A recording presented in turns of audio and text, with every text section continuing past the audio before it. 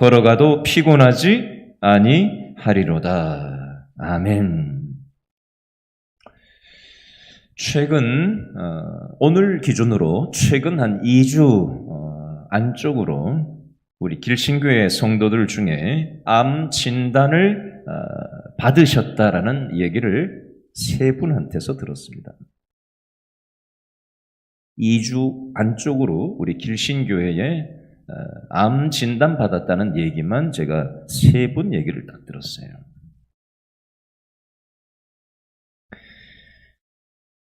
오늘도 암 수술하신 분이 계신데요. 우리 부교육자들이 이제 주일날 출결 상황을 파악을 하고 또 한 분 한 분 또 전화 신방을 한 내역을 통해서 또 우리 어떤 성도님을 통해서 제가 우리 성도들의 상황을 이제 알게 되는데요. 오늘 어떤 분 상황을 알게 됐는데 우리 교회 성도 중에 한 분은 내일 요양원으로 입소하시는 분이 한 분 계세요. 이게 남 얘기니까 별로 와닿지를 않는데요. 저도 요양원에 입소해 본 적은 없거든요. 저는 병원에도 한번 입원해 본 적이 없는 사람입니다. 그러니까 건강이 문제가 생겨서 입원을 하고 수술을 하고 암 진단 받아서 하늘이 무너지는 것 같은 심정을 느끼는 사람의 그 심정을 잘 몰라요, 솔직히. 겪어봐야 아는 겁니다. 그럴 거다라는 추측은 하겠죠. 그 심정을 어찌 알겠어요. 어제 우리 교회 성도 한 분하고 전화 통화를 하는데 이렇게 얘기하셨어요. 앞뒤 다 빼고 얘기합니다. 목사님, 무섭습니다. 우리 교회 성도님 한 분이 무섭다는 표현을 하시더라고요. 또 다른 성도 한 분하고 전화 통화를 하는데 이렇게 얘기하셨어요. 살아가는 게 이런 건가 싶습니다. 제가 맥락을 설명드릴 수는 없어요. 이분들의. 누군지 드러내 보일 수는 없으니까요. 제가 왜 이런 말씀을 지금 드리고 있는지 아세요? 우리 교회 성도들의 삶의 현장이 녹록치가 않다는 말씀을 드리는 겁니다. 오늘도 뉴스를 보니까 러시아하고 우크라이나에서 전쟁을 하고 있고 사람이 몇 명이 죽었다. 러시아 쪽에는 몇 명이 죽었다. 우크라이나 쪽에는 몇 명이 죽었다. 뉴스가 연일 지금 계속 전쟁 소식이 나오고 있어요. 우리나라는 북한이 있기 때문에 전쟁의 위협은 항상 가지고 살지만 실제 전쟁 상황은 아니죠. 그러나 어떤 면에서 보면 한 사람 한 사람의 형편을 알면 알수록 대포를 쏘고 총을 쏘는 전쟁도 있지만 어떤 사람은요, 지금 인간관계의 전쟁을 치르고 있는 사람들이 있습니다. 집에서 부부간에 전쟁을 벌이는 부부들이 있습니다. 집에서 부모 자식 간에 전쟁을 벌이는 부모 자식 간이 있어요.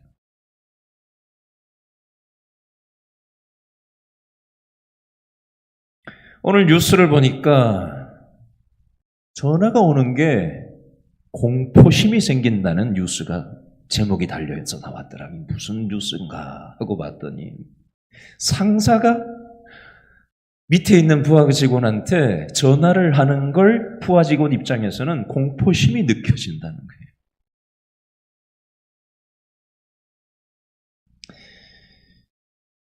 여러분, 건강의 문제로 전쟁을 하는 사람들도 있습니다. 우리들은 신앙생활을 하면서 하나님을 믿어요. 하나님 믿으니까 오늘 이 밤에 여기 나왔지요.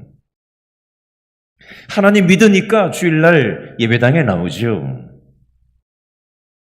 그렇지만 가끔씩은 하나님을 믿긴 믿지만 가끔씩은 사는 게 피곤할 때가 있어요.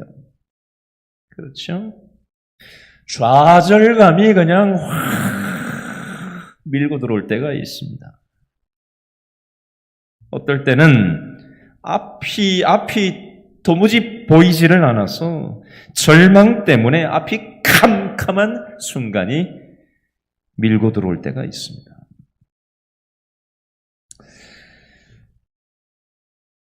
저는 이런 시간들이 있거든요. 피곤할 때가 있고요. 좌절감이 밀려들 때가 있고요.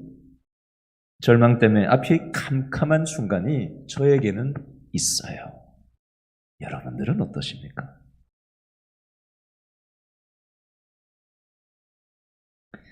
이럴 때가 없으십니까? 그러면 어떻게 해야 절망의 늪에 빠져서 허우적거리면서 살지 않고 절망의 늪에서 벗어날 수 있을까요? 자, 오늘 이사야 40장 말씀을 통해서 우리가 이것에 대한 교훈을 좀 얻으려고 합니다. 자, 이 그림을 가지고 지금까지 설명드린 이 그림을 가지고 오늘 본문 다시 한번 좀 보겠는데요. 첫 번째 이사야 40장 27절 말씀을 다 같이 큰 소리로 한 번 더 읽어보겠습니다. 27절 시작. 야곱아 어찌하여 내가 말하며 이스라엘아 내가 이르기를 내 길은 여호와께 숨겨졌으며 내 송사는 내 하나님에게서 벗어난다 하느냐. 자, 방금 읽은 27절 앞부분에 보니까 내 길은 여호와께 숨겨졌으며 라고 돼 있어요. 이게 무슨 뜻일까요? 내 길은 여호와께 숨겨졌다라는 게 무슨 뜻이냐는 거예요. 자, 하나님을 믿는 이스라엘 백성들이 바벨론이라는 나라의 포로로 붙들려가서 고통을 당하면서 살아가는 것을 지금 뜻하는 표현이에요.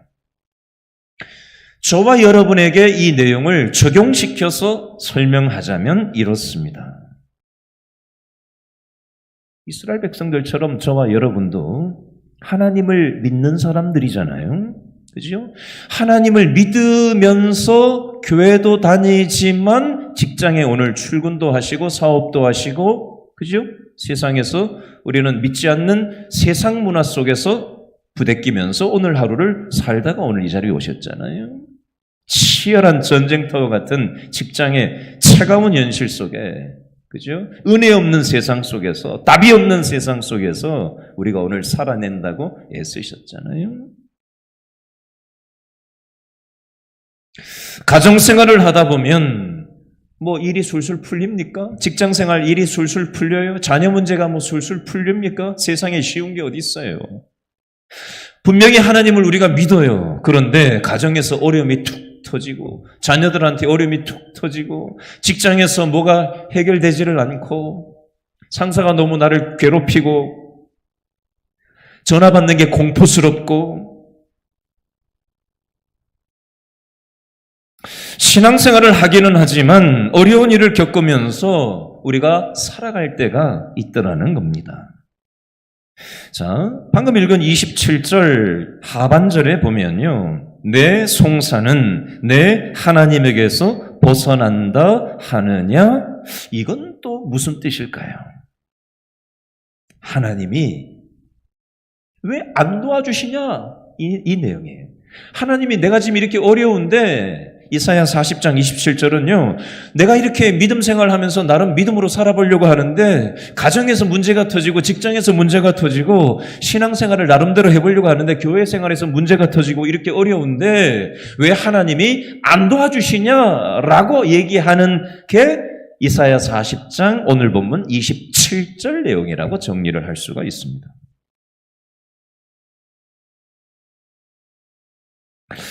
자, 오늘 본문에 나오는 이스라엘 백성들처럼 저와 여러분도 혹시 비슷한 마음을 가지고 있지는 않으세요? 우리들은 너무 힘들 때 밤에 눈을 조금 붙였다가 일어나면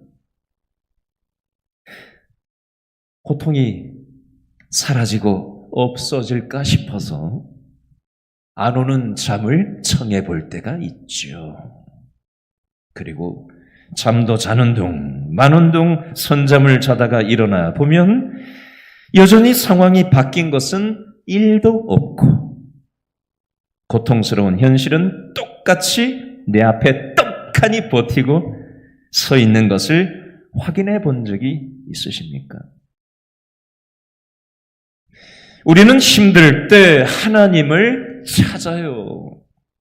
그런데 하나님은 아무 대답을 하지 않으시는 것 같을 때 우리는 절망감이 밀려옵니다. 어려울 때 하나님을 찾으면 하나님이 반응이 있으셔야 될 거 아니에요.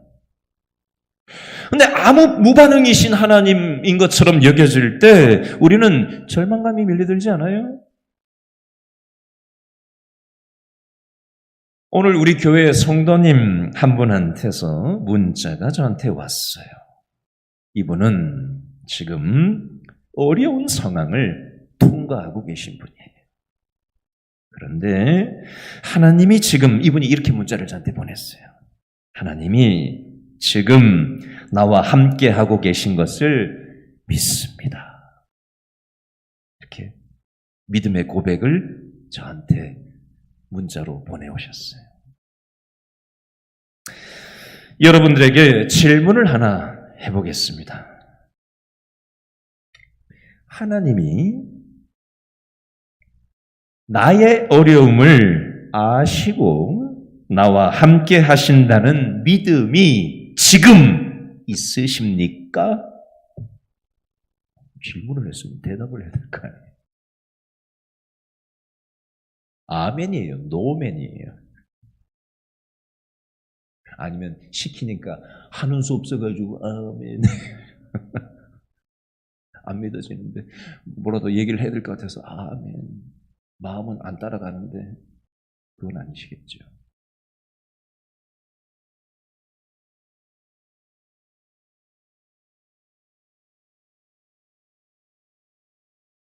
여러분, 하나님이 나의 어려움을 알고 계시고 나와 함께 하신다는 믿음을 가진 사람은 절망에 빠져들지를 않습니다. 그런데 하나님이 나의 어려움을 외면하고 있다고 믿는 사람은 절망에 빠져듭니다.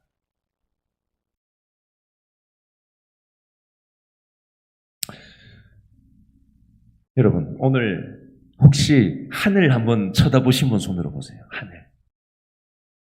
본쪽으로 준비, 손들 준비. 오늘 하늘 쳐다보신 분 손들 준비하시고 하나, 둘, 셋.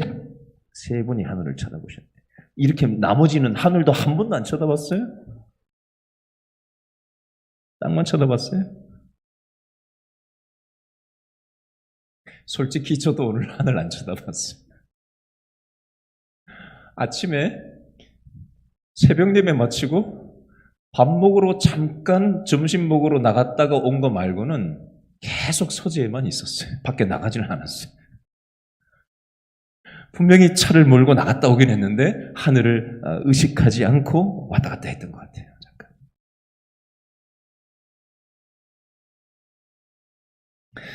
여러분, 하늘을 보면요. 오늘 저 미세먼지가 많았어요? 많았어요? 미세먼지가 많았는지 안 많았는지도 못 느끼고 사셨어요? 뉴스 보니까 미세먼지 되게 많았다고 나오더라고요. 저는 안에만 있어서 실내에만 있어서 잘 못 느꼈는데 뉴스에서는 무지하게 미세먼지가 많다고 오늘 뉴스가 나오더라고요. 뿌였을 거예요. 그죠? 오늘 아마 안 봐도. 여러분, 하늘이 청명하게 맑은 날도 있는 거고요. 그렇죠? 비가 오는 날도 있는 거고요. 천둥번개가 치는 날도 있는 거고요. 눈이 오는 날도 있는 거고요. 미세먼지가 그냥 끼어가지고 잘 식별이 안 되는 날도 있는 겁니다. 중국에서는 지금 하루에 코로나 걸려가지고 지금 뭐 9천 명의 지금 사망자가 생기고 있다는 뉴스가 지금 보도되고 있더라고요. 하루에. 시신을 감당이 안 돼서 아파트 주차장에서 코로나 걸린 자신의 가족을 시신을 태우는 그런 뉴스가 지금 나오고 있어요.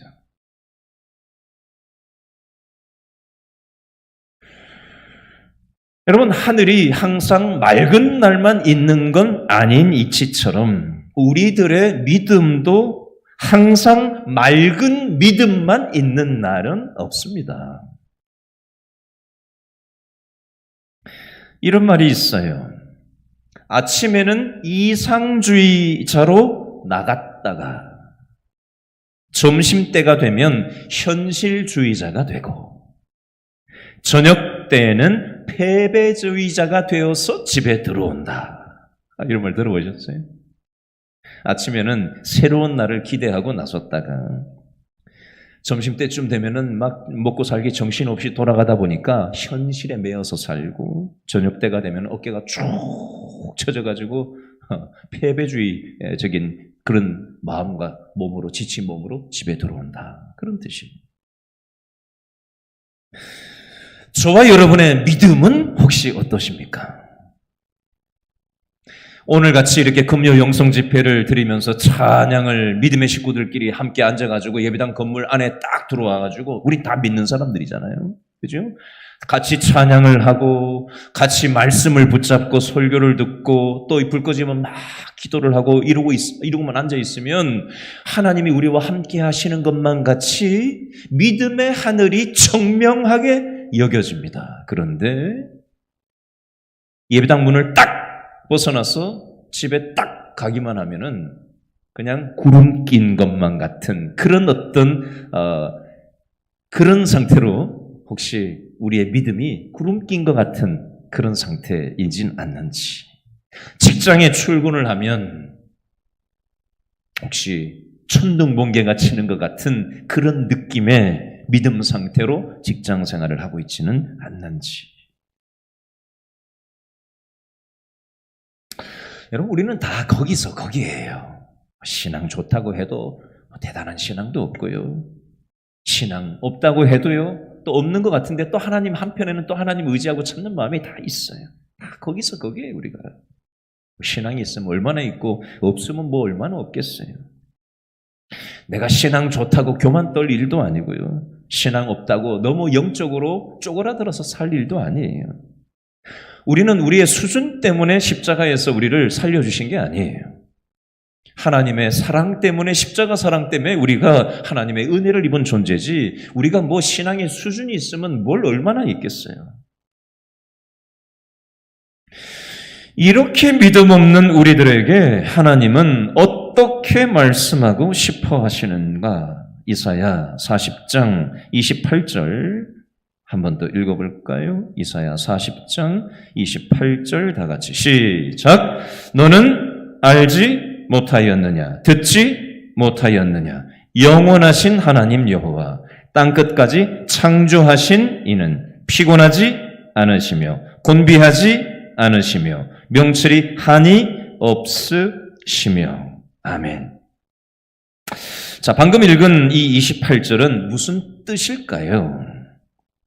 여러분, 잠자고 있는 사람을 막 이렇게 흔들어가지고 깨워본 적 있으세요? 예? 여러분, 잠자고 있는데 누가 와가지고 막 여러분을 흔들어 깨우는 거 경험해보고 정신 차린 적이 있으세요? 방금 읽은 28절은 그런 느낌이에요. 하나님이 우리들을 막 붙들고 흔들어 깨우시는 거예요. 그러면서 너는 알지 못하느냐? 너는 듣지 못하였느냐? 나는 첫 번째 영원한 하나님이다. 두 번째, 나는 이 세상을 창조한 하나님이다. 세 번째, 나는 무한한 지혜가 있는 하나님이다. 이 말씀을 하시는 거예요. 세 가지를 얘기하는 겁니다. 28절 밑줄 그으세요. 영원하신 하나님 밑줄, 창조주 하나님 밑줄, 무한한 지혜가 있으신 하나님 밑줄, 세 가지 하나님의 속성에 대해서 강조하고 있습니다. 절망에 잠들어 있는 우리들을 하나님이 이 말씀을 통해서 막 흔들어 깨우시면서 너는 듣지 못했냐? 알지 못했느냐? 나는 창조주 하나님이고 영원한 하나님이고 지혜가 무한한 하나님이다 라고 우리를 절망의 졸음을 졸고 있는 우리들을 흔드시고 계신 말씀이 28절이에요. 자, 방금 28절 말씀을 한마디로 간단히 다른 말로 설명을 표현을 해보겠습니다. 따라합니다.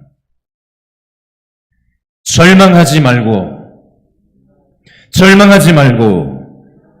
하나님을 바라봅시다. 이게 28절 말씀이에요. 절망에 빠져 있지 말고 하나님을 바라보라는 거예요. 절망하지 말고 하나님을 바라보라고 하셨는데 우리가 절망하지 말고 바라보아야 될 하나님은 어떤 분이시길래 하나님을 바라보라고 말씀하고 있는 걸까요? 아까 밑줄 3개 그었지요? 첫 번째, 우리가 절망하지 말고 바라봐야 될 하나님은 어떤 분이시라고요? 창조주, 영원하신 하나님. 두 번째, 창조주 하나님. 지혜가 무한하신 하나님이라는 거예요. 자, 근거 구절을 하나씩 찾아보겠습니다. 첫 번째, 우리가 바라봐야 될 하나님은 절망하지 말고 우리가 바라봐야 될 하나님은 어떤 하나님이라고요? 영원하신 하나님이라고 했는데 그 근거가 이사야 40장 6절에 있는데 한번 읽어보겠습니다. 이사야 40장 6절, 7절, 8절 말씀 묶어서 빠른 속도로 읽어보겠습니다. 똑같은 단어가 6절에도 나오고 7절에도 나오고 8절에도 나와요. 아셨죠? 이사야 40장 6절, 7절, 8절. 6절 시작. 말하는 자의 소리여 이르되 외치라. 대답하되 내가 무엇이라 외치리까 하니 이르되 모든 육체는 뭐다? 풀이요. 그의 모든 아름다운 들에 뭐가 같다? 꽃과 같으니. 7절. 풀은 마르고 꽃이 시들면 여호와의 기운이 그 위에 불미라. 이 백성은 실로 뭐다? 풀이로다. 8절. 풀은 마르고 꽃은 시드나 우리 하나님의 말씀은 어떻다? 영원히 서리라 하라. 우리 모든 인생의 육체는 풀과 같고 꽃과 같다라고 6절, 7절, 8절에 3번 반복 강조하고 있어요. 이것과 상반되는 말씀이 8절에 나오죠. 풀은 마르고 꽃은 시든다. 그러나 하나님의 말씀은 어떻다? 영원하다. 영원하신 하나님을 강조하는 표현이에요. 영원하신 하나님. 여러분, 우리 인생은 풀과 같고 꽃과 같아요. 여러분 앞에 보이세요? 보여요? 이게 뭐예요? 너무 세밀하게 잘 얘기해 주셔서 감사해요. 이게 무슨 새치야? 오해는 새치야. 크리스마스 때 성탄절에 있는 꽃이라고 그러죠. 꽃이에요, 꽃. 그죠? 얘가 영원해요?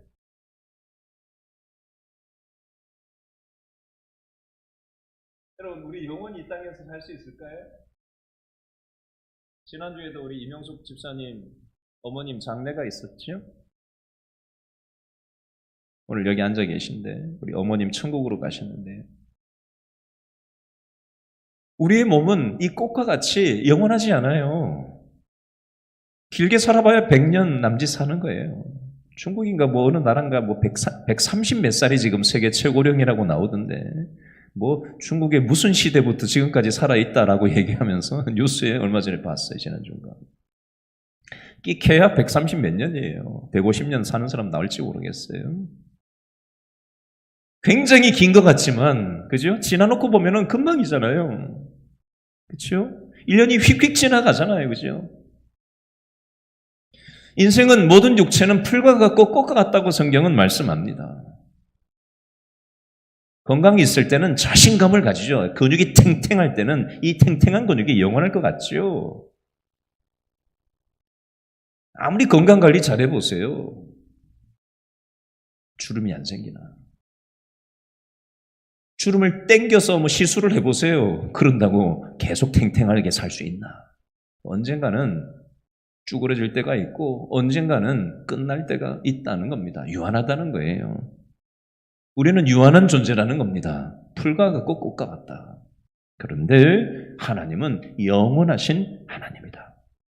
그러므로 우리는 나의 유한함 때문에 절망의 늪에 빠져 살 일이 아니라 그 절망을 우리 하나님은 흔들어 깨우시는 거예요. 암의 진단을 받고 건강을 잃어보기도 하고 야, 사람 별거 없구나라는 걸 통해서 우리의 정신을 흔들어 깨우시는 거예요. 그리고는 영원하신 하나님을 바라보라고 말씀하시는 겁니다.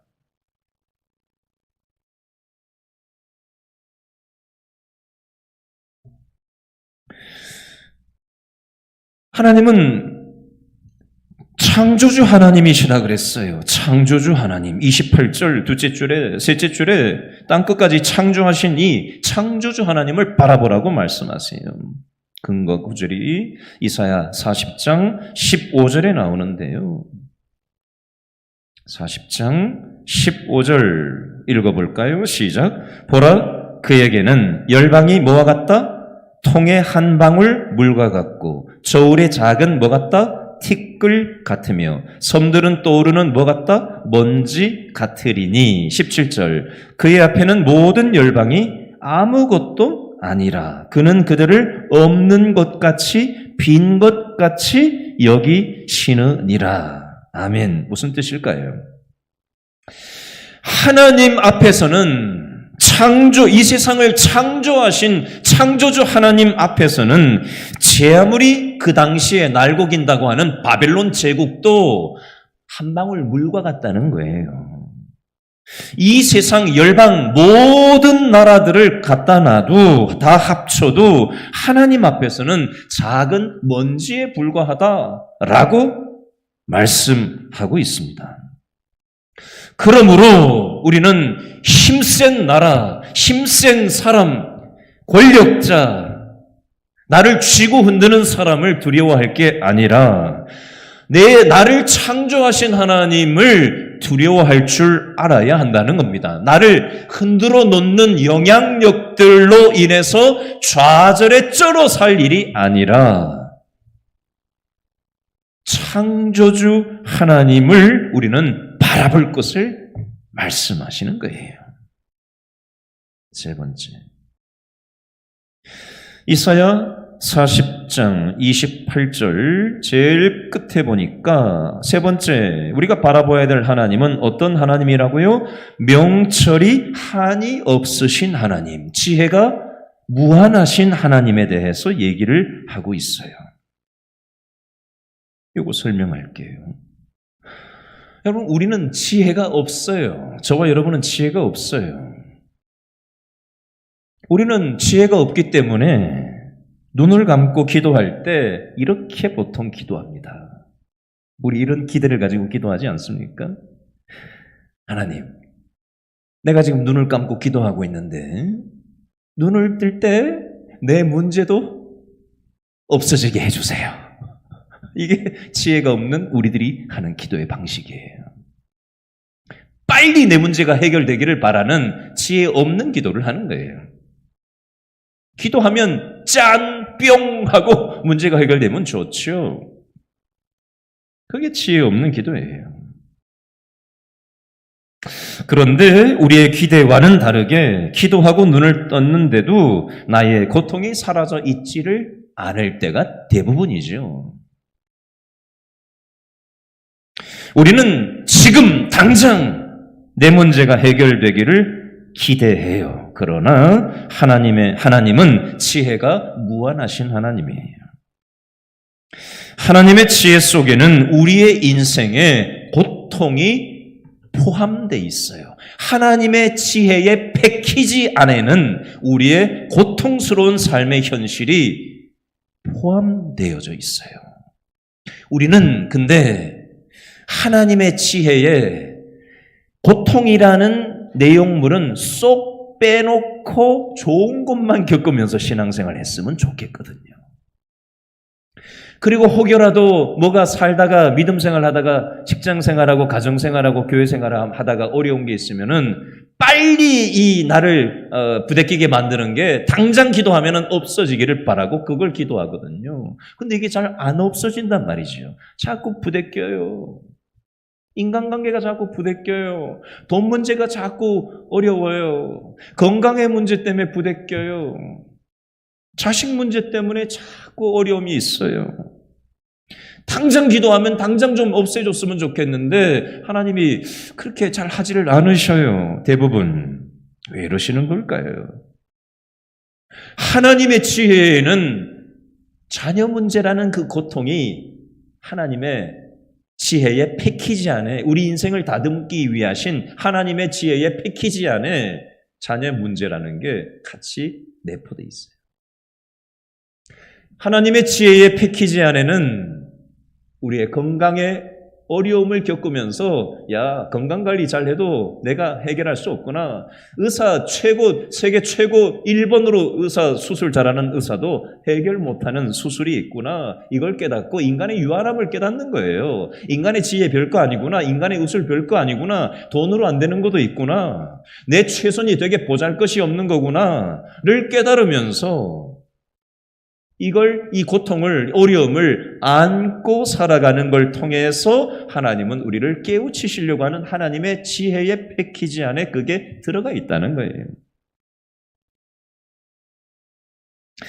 우리는 기도할 때, 하나님을 바라볼 때, 내가 원하는 때에, 내가 원하는 방법대로 문제를 해결해 달라고 기도하죠. 그러나 하나님은 하나님의 방법대로 하나님의 때에 문제를 해결해 가시죠. 로마서 11장 33절 읽어드릴게요. 로마서 11장 33절. 깊도다 하나님의 지혜와 지식의 풍성함이요 그의 판단은 헤아리지 못할 것이며 그의 길은 찾지 못할 것이로다. 하나님의 지혜가 너무 깊고 풍성하기 때문에 하나님의 지혜를 인간의 머리로 어떻게 우리가 감히 헤아릴 수가 있겠어요? 그 얘기예요. 욥기 23장 8절, 9절, 10절에 보니까 이렇게 믿음 좋은 욥도 유한한 지혜를 가지고 하나님의 지혜를 잘 이해가 되지 않아가지고 이렇게 고백을 해요. 욥기 23장 8절, 9절, 10절 읽어드릴게요. 욥이 고백합니다. 내가 앞으로 가도 그가 아니 계시고 뒤로 가도 보이지 아니하며 그가 왼쪽에서 일하시나 내가 만날 수 없고 그가 오른쪽으로 돌이키시나 배울 수 없구나. 그러나 내가 가는 길을 그가 아시나니 그가 나를 단련하신 후에는 내가 순금같이 되어 나오리라. 우리를 단련하시는 거예요. 우리를 빚으시는 겁니다. 숙성시키시는 거예요. 지난주에 우리 교회 성도님 한 가정하고 제가 대화를 나눌 일이 있었어요. 이분이 이런 고백을 하세요. 목사님, 제가 그동안 교회에 안 보였던 것은 암 진단을 받았었기 때문입니다. 그리고 몇 달 전에 수술을 하고 그리고 이렇게 이번 주일날 이렇게 나왔습니다. 그런 얘기를 쭉 하시는 거예요. 암 진단을 받고 수술을 앞두고 또 수술을 하고 회복되는 그 오랜 시간을 통과하시면서 이분이 믿음이 들어가신 것 같아요. 이렇게 얘기하시더라고요. 목사님, 요즘 집에서 우리 부부가 아침, 저녁으로 매일 가정 예배를 하루에 2번씩 드립니다. 아니, 가정 예배를 한 번만 드리면 되지 무슨 가정 예배를 하루에 2번씩 드리세요? 제가 이렇게 질문을 했어요. 그랬더니 아침에도 예배를, 가정 예배를 2-4배가 드리고 저녁에도 가정 예배를 또 드린대요. 부인이 저한테 이 얘기를 하세요. 목사님, 이 사람 이렇게 할 사람이 아닌데 이 어려운 일을 만나고 나니까 가만히 보니까 혼자 앉아가지고 어느 날 보니까 혼자 예배를 드리고 앉아있더래요. 당신 뭐해? 예배를 드린다. 그러고는 2-4배가 같이 앉아가지고 예배를 드리기 시작했대요. 아침에도 예배를 드리고 저녁에도 예배를 드리고 하루에 2번씩 매일 2-4배가 앉아서 하나님을 의식하고 유한한 내 지혜를 의존하고 유한한 의사를 의존하는 게 아니라 창조주 하나님, 영원하신 하나님, 지혜가 무한하신 하나님을 신뢰하고 의지하며 예배하고 있노라는 그 고백을 들을 때 목사인 제가 들어도 참 마음이 좋은데 하나님 아버지께서 얼마나 기뻐하시겠어요. 이 어려운 시간을 통해서 하나님은 이 가정을 연단시키시고 이 어려운 시간이 하나님을 의식하고 의존하고 신뢰하고 하나님을 찾는 기회로 하나님께서 합력하여 선을 이루시더라는 것입니다. 이사야서 40장 오늘 본문 29절, 30절, 31절 말씀을 좀 정리를 해보겠습니다. 이사야 40장 29절 다 같이 한번 읽어볼까요? 다 같이 29절 시작. 피곤한 자에게는 뭘 주셔요? 능력을 주시며 무능한 자에게는 뭘 주셔요? 힘을 더하시나니. 피곤한 자에게 능력을 주시는 하나님이시래요. 능력이 없는 무능한 자에게는 힘을 더하시는 하나님이라고 했습니다. 30절도 읽어볼까요? 30절 시작. 소년이라도 피곤하며 곤비하며 장정이라도 넘어지며 쓰러지되. 소년, 쌩쌩한 소년도 피곤하고 곤비하고 장정이라도 넘어지고 쓰러진다라고 되어 있습니다. 그러나 31절 한 번 더 읽습니다. 31절 다 같이 시작. 오직 어떻게 하는 자? 여호와를 앙망하는 자는 뭘 얻어요? 새 힘을 얻으리니 독수리가 날개치며 올라감 같을 것이요 다른 박질하여도 곤비하지 아니하겠고 걸어가도 피곤하지 아니하리로다. 아멘. 오직 뭘 하는 자? 여호와를 앙망이라는 단어에다가 동그라미를 해보세요. 여호와를 앙망한다는 건 뭘 한다는 걸까요? 다른 말로 하면 하나님을 신뢰하는 거예요. 앙망이라는 단어는 하나님을 신뢰한다, 하나님을 믿는다라는 표현이에요. 하나님을 의식하고 하나님을 신뢰하고 하나님을 찾고 하나님을 의존하는 자들에게 하나님께서는 절망의 늪에서 호접되면서 살지 않고 영원하신 하나님, 창조주 하나님, 지혜가 무한하신 하나님께서 능력을 주시고 힘을 주시고 새 힘을 주셔서 피곤치 않는 삶을 살아가도록 하나님이 우리의 영혼을 독수리가 날개치며 올라가는 것처럼 힘차게 날아오르게 하신다라고 말씀하시는 거예요. 이 부분을 묵상하다가 찬송가 391장에 생각이 났어요. 찬송가 391장. 메마른 땅을 종일 걸어가도 나 피곤치 아니하며 저 위